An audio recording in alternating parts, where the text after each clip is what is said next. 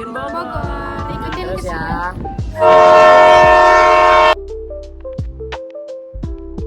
Kita udah nyampe di stasiun Bogor. Sekarang menuju ke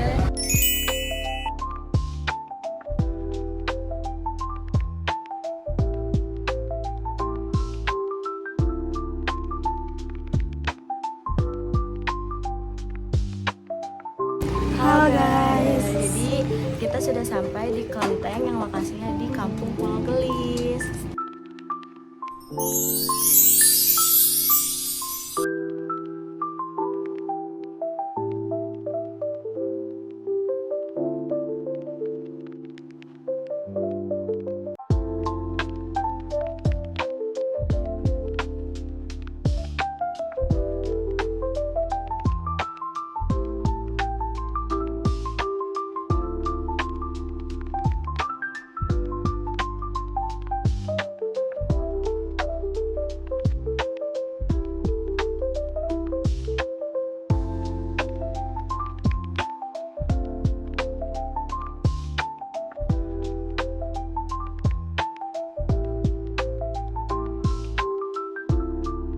Buat peziarah yang ikut sholat.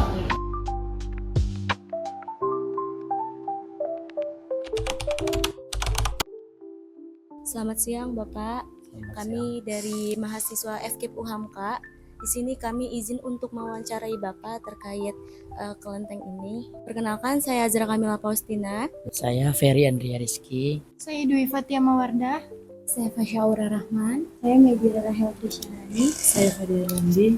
Kami meminta waktu luangnya ya Pak untuk diwawancarai. Untuk pertanyaan yang pertama, apakah Bapak bisa menceritakan Pak peran dan kegiatan di kelenteng ini Pak? Kalau saya di sini berperan sebagai pengurus ya, yang mengelola tentang kegiatan-kegiatan baik ritual maupun secara operasional. Ya. Jadi di sini saya sudah kurang lebih 15 tahun membantu ketua untuk melaksanakan kegiatan baik secara ritual keagamaan maupun secara operasional. Jadi Bapak ada di kelenteng ini setiap hari Pak? Saya setiap hari ada di sini, cuma terbatas pada jamnya. Saya di sini paling ini jam 11 sampai jam 4. Untuk kelenteng ini itu sejak kapan ya Pak? Kelenteng ini sebenarnya kita tidak tahu didirikannya kapan, tapi yang jelas ditemukan itu pada tahun 1703 oleh salah seorang pimpinan tim ekspedisi dari Belanda, yaitu Abraham van Riebeeck. Itu pada tahun 1703 menemukan tempat ini dan sudah ada kelentengnya dan sudah ada penduduknya. Mungkin kalau boleh saya ceritakan bahwa Kampung Pulau Gelis ini ketika di zaman Kerajaan Pajajaran berdiri tahun 1482 hingga 1579 di Kota Bogor, yang mana Kerajaan Pajajaran merupakan cikal bakal Kota Bogor, itu Kampung Pulau Gelis ini dijadikan salah satu tempat peristirahatan keluarga Raja Pajajaran. Nah, jadi ini merupakan delta di tengah sungai, yang mana delta ini disebut pulau karena berada di tengah-tengah sungai. Jadi sebelah kiri maupun sebelah kanan itu dilalui Sungai Ciliwung, atau dulunya disebut dengan Cihaliwung. Nah, kemudian Kampung Pulau Gelis ini juga dulunya itu bernama Parakan Baranang Siang. Yang dimaksud dengan parakan adalah mengambil ikan itu tanpa dengan alat. Sedangkan Baranang Siang adalah merupakan nama tempat ini, Baranang Siang. Nah, setelah Kerajaan Pajajaran sampai tahun 1579 yang awalnya itu pada 1482 dipimpin oleh atau dirajai oleh Sri Baduka Maharaja, yang sampai sekarang ini terkenal dengan julukan Prabu Siliwangi. Nah, sampai pada akhir Kerajaan Pajajaran di tahun 1579 itu terjadi penyerangan dari Kerajaan Banten. Nah, itu musnah semua, hancur, tidak ada yang tertinggal, sehingga tempat ini menjadi tanah tidak bertuan. Jadi tidak ada penghuninya kecuali hewan-hewan buas, ya salah satu diantaranya adalah harimau. Ya, nah itu. Nah, sejak dari saat itu kosong, tidak ada penghuninya, dan sungai Ciliwung ini tidak seperti sekarang. Dulu masih bisa dilayari sampai ke pedalaman, sehingga airnya itu rata dengan permukaan tanah di sini. Ya paling tidak nggak terlalu jauh ya, semeteran lah gitu. Sehingga bisa dilayari karena alat transportasi pada waktu itu adalah daratan maupun sungai. Ya, nah itu. Nah setelah kerajaan Pajajaran musnah semua selama 1 abad itu tidak ada lagi penghuninya. Nah, pertama kali ada tim ekspedisi dari Belanda yang dipimpin Spio dibantu dengan Letnan Tanujiwa di tahun 1687 itu tidak menemukan tempat ini karena mereka berjalan dari sekarang namanya Tanah Baru ya. Nah, itu sampai ke selatan. Nah, kalau dulu namanya Parung Angsana. Begitu juga tim ekspedisi yang kedua yang dipimpin oleh Adolf Winkler tahun 1690 tidak menemukan tempat ini. Nah, sedangkan Abraham van Riebeeck 1703 menemukan tempat ini, itu berjalan dari barat ke timur. Nah, sehingga menemukan tempat ini, tapi sudah ada penduduknya, sudah ada kelentengnya. Nah itu, jadi kelenteng ini kita tidak tahu didirikannya, cuman belakang-belakang ini kita ada sedikit mendapat pencerahan, diperkirakan tahun 1652 kelenteng ini didirikan. Nah, berarti bahwa selama 1 abad itu masa kosong itu sudah banyak di pertengahan tahun 1652 itu sudah banyak penduduk-penduduk yang hijrah ke tempat ini. Ya, baik pengungsi maupun itu biasanya kan ada peristiwa pembunuhan di Sunda Kelapa itu itu tentang VOC ya. Nah itu mereka masuk ke pedalaman. Nah itu sekilas tentang Kampung Pulau Gelis ini berdasarkan sejarahnya sehingga sampai sekarang. Nah jadi mengenai kerukunan ini juga sejak dari zaman dahulu sudah ada. Ya. Jadi satu sama lain sudah saling berhubungan, sudah saling menghormati, saling menghargai dan saling memahami. Seperti itu kurang lebih mengenai kelenteng ini. Ya. Apa saja unsur budaya yang tercermin dalam kegiatan keagamaan di kelenteng ini? Kalau unsur kebudayaannya ya ini kembali lagi kepada unsur budaya Tionghoa ya. Budaya Tionghoa ya di sini. Jadi segala sesuatunya itu budayanya yang dicampur dengan kearifan lokal. Ya. Seperti misalnya kalau kelenteng ini merayakan tahun baru Imlek itu setiap bulan 1 tanggal 1, kemudian perayaan Cap Gome, kemudian ada juga satu lagi yaitu sembahyang bacang itu Pecun ya, di bulan tanggal 5 bulan ke-5, kemudian ada lagi di bulan ke-7 sembahyang arwah ya, mendoakan arwah-arwah yang matinya penasaran ya itu.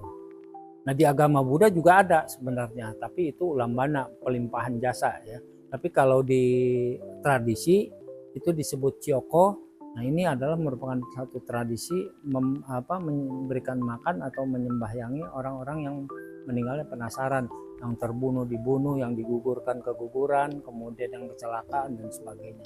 Ya meninggalnya tidak sempurna ya. Nah kemudian di bulan ke-8 itu ada sembahyang kue bulan. Nah kemudian itu nanti terakhir pada bulan Desember tanggal 22 itu ada sembahyang onde. Itu adalah merupakan ciri khas dari tutup tahun, bahwa tahun itu sudah selesai, nanti dilanjutkan lagi berikutnya ya. Jadi itu merupakan acara-acara tradisi di samping memperingati hari-hari besar para dewa. Nah yang dimaksud dengan hari besar itu adalah yang disebut Sejit ya. Sejit itu hari besar, bukan merayakan hari ulang tahunnya para dewa. Nggak mungkin para dewa itu berulang tahun karena sudah bukan seperti kita. Nah kalau misalnya ditanya ulang tahun yang keberapa, nggak mungkin karena dewa itu sudah ratusan tahun usianya Ya, kurang lebih seperti itu. Jadi pengertiannya kalau dibilang ada di kelenteng Betawi misalnya Jakarta ada, nah sebentar lagi tanggal 21 yang di Glodok itu ada acara gotong Joli hari Sabtu ini. Nah itu memperingati hari besar dewanya, ya, entah kelahirannya, entah kesempurnaannya, entah wafatnya, ya seperti itu. Itu hari besarnya, bukan hari ulang tahun, jangan salah. Nah itu barangkali budaya-budaya seperti itu. Baik, untuk selanjutnya seperti yang Bapak sempat jelaskan sebelumnya, bahwa ini kan kelenteng ya Pak, bukan vihara. Nah, kira-kira budaya yang rutin dilakukan di kelenteng ini tuh apa ya Pak? Ya paling juga kalau misalnya setiap penanggalan tanggal 1 setiap bulannya itu atau sampai 15 kita mengadakan sembahyang secara perorangan di sini. Itu istilahnya mah kalau di Muslim rutin ya Jumatan gitu. Nah, kalau di kita setiap tanggal 1 dan tanggal 15 gitu. Itu yang rutin. Nah, di samping nanti yang lain-lainnya mengikuti. Setiap bulan di tanggal 1 ya Pak? Ya, setiap bulan bukan 1 Masehi ya, tapi 1 penanggalan Imlek. Nah, lunar. Beda penanggalan tanggal 1 Masehi dengan penanggalan tanggal 1 dan 15 Imlek. Ya. Karena Imlek itu 1 tahun. Ya, bukan hanya hari itu juga. Imlek udah selesai, itu tahun barunya. Ya, seperti itu. Selanjutnya Pak, apakah ada tradisi budaya Tionghoa atau lokal yang dipadukan dalam praktik ibadah di sini? Kalau untuk ibadah kita nggak padukan, ya, tapi kita satukan. Ya, dalam pengertian hanya 1 tempat, cuma waktunya yang dibedakan. Nah, kebetulan keunikan daripada kelenteng ini adalah semua keyakinan, semua agama bisa melakukan ibadah secara perorangan di sini. Nah, kebetulan kita karena di sini ada leluhur daripada orang Muslim, itu kita setiap malam Jumat ada pengajian yang dikemas dalam tawasulan. Ya, setiap malam Jumat, kecuali di bulan puasa. Libur. Kenapa libur? Karena mereka ngejar taraweh. Karena ini bukan tempatnya untuk mereka taraweh. Tapi kalau hanya untuk sholat, kemudian baca doa, itu kirim doa, ya kita mangga silahkan. Tuh. Di samping pada tanggal 18 bulan Maulud, setiap itu kita mengadakan Maulid Nabi di sini. Dan itu tempatnya di sini. Tidak menghadap ke sana, tapi mengelilingi tempat ini. Nah, jadi tidak menghadap ke altar, karena kalau menghadap ke altar nanti persepsinya beda lagi, ya, gitu. Begitu juga kalau ada orang yang mau sholat atau apa, sholat di kelenteng, jangan salah, bukannya di sini tapi di dalam. Kita sudah siapkan tempatnya, ya, memang sebenarnya bukan musola tapi tempat yang ibadah untuk umat Muslim persis dengan musola, gitu, ya. Saya lanjutkan Bapak ya. Bagaimana kelenteng ini berperan dalam melestarikan nilai budaya leluhur? Kita sebagai generasi penerus ya kita harus memelihara, menjaga, ya, dan juga menghormati para leluhur yang mempersilahkan kepada yang orang mau beribadah di sini. Kemudian membuat kegiatan yang mereka sesuai dengan pada hari besarnya, kemudian ada kegiatan yang mendukung untuk acara memperingati hari-hari besar para dewanya, ya, seperti itu kurang lebih. Karena kelenteng itu tidak mempunyai umatnya tuh datang dan pergi. Hari ini datang, besok belum tentu datang, mungkin tahun depan dia akan datang. Beda dengan wihara. Kalau wihara minggu ini datang, minggu depan dia pasti datang lagi. Begitu juga yang ke gereja, jadi pasti. Ya. Tapi kalau kita enggak, nah makanya kita enggak punya umat, ya, punya simpatisan aja. Nah itu. Jadi kalau misalnya kita mengadakan kegiatan, tinggal diumumkan. Mereka mau datang syukur enggak, ya udah. Gitu. Seperti itu. Mungkin yang lama datang, yang lama enggak datang, yang baru datang. Yang baru enggak datang, yang lama kembali lagi. Gitu. Seperti itu kurang lebih. Ya. Jadi kita tidak bisa mengklaim mereka itu umat sini, kelenteng sini. Karena dia bisa ke kelenteng manapun. Ya, misalnya sekarang mungkin dia ke sini, mungkin dia nanti ke atas, atau enggak nanti misalnya ke Tuban, atau misalnya ke yang di Bandung di mana gitu dan sebagainya. Jadi tidak terikat, mereka kemana saja boleh menghormati para leluhurnya. Untuk selanjutnya Pak, apakah kelenteng ini pernah mengadakan kegiatan yang melibatkan masyarakat dari berbagai agama atau budaya?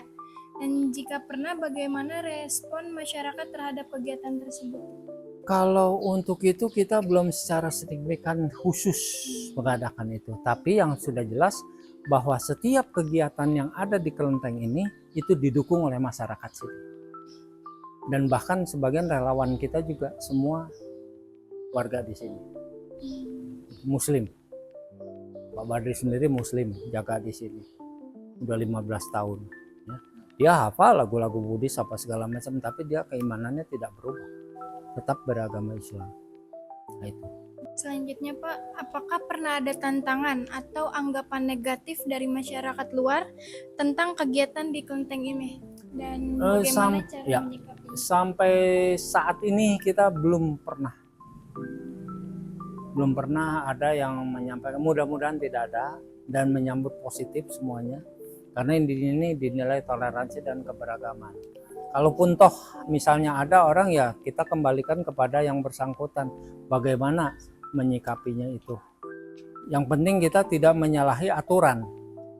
Karena kita di sini juga masing-masing, ya misalnya contoh mengadakan Maulid Nabi juga kita tidak campur adukan dengan acara dari kelenteng ini. Tetap secara Muslim. Memang kelenteng ini di bawah naungan agama Buddha, Sangha Agung, ya, tapi kita tidak membatasi makanan-makanan yang boleh dikatakan seharusnya wajib harus bernyawa atau tidak bernyawa. Nah, seperti misalnya kalau kita ada Maulid Nabi, ya kita sediakan seperti ada bekakak ayam, apa segala macam, yaitu ada gitu. Iya. Ya. Jadi kita tidak mencampur adukan, tapi kita menyatukan gitu. Ya. Pertanyaan selanjutnya, menurut pandangan Bapak nih, persepsi Bapak tentang toleransi itu sebagian bagian dari komunitas di kelenteng itu seperti apa sih Pak? Ya, kita ya kembali lagi tadi, kalau kita ingin lebih menekankan untuk toleransi, ya kita memberikan kesempatan dengan penuh pengertian, kemudian kita saling menghormati dan kita saling memahami, itu saja. Karena kalau misalnya kita juga mau menerima mereka, ya kita harus memahami apa aturan mereka. Itu. Juga mereka harus memahami tentang kita mengapa mengadakan kegiatan ini. Nah, itu juga mereka harus menghormati. Seperti itu.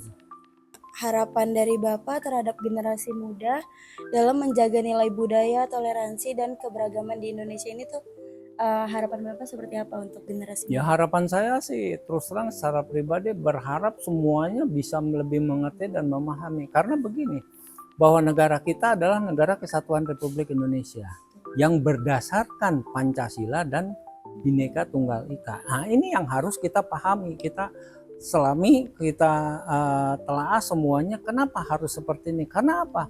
Negara Kesatuan Republik Indonesia adalah berbagai bangsa, berbagai suku, berbagai bahasa, berbagai ya agama, sudah jelas pasti ada 6. Ya. Nah, inilah justru kita harus bersyukur bahwa kita hidup di negara Kesatuan Republik Indonesia yang kaya segala-galanya.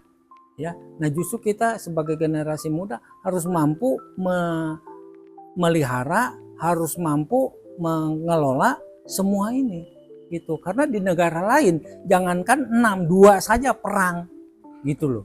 Nah, makanya kerukunan itu akan menimbulkan satu keharmonisan. Nah, kalau sudah harmonis, hidup damai, sejahtera, pastinya seperti itu. Tidak ada saling gontok-gontokan, tidak ada saling tawuran, tidak ada saling ini dan sebagainya. Nah, ini makanya dari itu saya punya prinsip bahwa perbedaan itu jangan kita samakan, nggak akan sama, ya. Nah, kemudian jangan kita campur adukan, nggak akan bener dicampur adukan. Yang ada bukan jadi tukang gaduh-gaduh kita, yang ada semua akan menjadi kisruh. Tapi kalau disatukan, hidup rukun, damai, itu pasti akan sejahtera. Ya, sama halnya seperti kan yang Maha Kuasa sudah menciptakan sebuah pelangi. Kenapa harus ada pelangi? Warna kuning, warna merah, warna hijau. Tidak pernah bercampur, tapi ada bersatu. Ya. Sama halnya seperti air dengan minyak, tidak bisa disatukan. Tidak bisa bercampur, tapi disatukan, itu akan indah. Jadi kalau ditaruh di satu gelas, kemudian ini minyaknya di atas, airnya di bawah, dikasih warna, itu kan akan indah. Romantis di dalam satu suasana, ada pelitanya. Nah itulah kehidupan kita yang harus kita jaga. Jadi sekali lagi, perbedaan itu jangan kita samakan. Nggak akan sama, biar bagaimana, pasti ada perbedaannya. Tapi kalau disatukan, itu maka terasa akan indah. Ya, masing-masing semua mempunyai satu aturan, acuan. Nah itu. Nah semua saya harapkan sebagai generasi muda ya mau memelihara, meneruskan untuk ke depan supaya negeri kita ini aman, tertib, sejahtera rakyatnya, hidup rukun, terutama di dalam beragama. Itu saja barangkali yang dapat saya sampaikan. Mungkin itu saja Pak pertanyaan dari kami. Kurang lebihnya mohon maaf ya Pak jika pertanyaannya masih ada yang dibingungin. Terima kasih banyak Iya. untuk kesempatannya, karena dari wawancara ini kami juga mendapatkan banyak wawasan gitu terkait kelenteng, dan ternyata kelenteng dengan vihara itu berbeda. Beda sekali, jauh aturannya, itu sama sekali tidak ada kaitannya. Jadi kalau seandainya kelenteng itu dinamakan wihara itu salah semua. Mudah-mudahan bisa bermanfaat ya. Ya mungkin saya juga memberikan penjelasan masih banyak yang kurang. Itu ya mudah-mudahan nanti bisa ditambahkan. Ya kita buang yang tidak benarnya, tidak baiknya, kita ambil manfaat. Itu aja.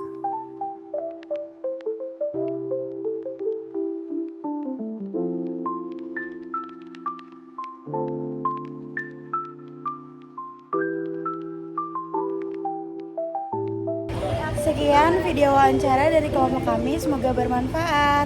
Dadah. Terima kasih.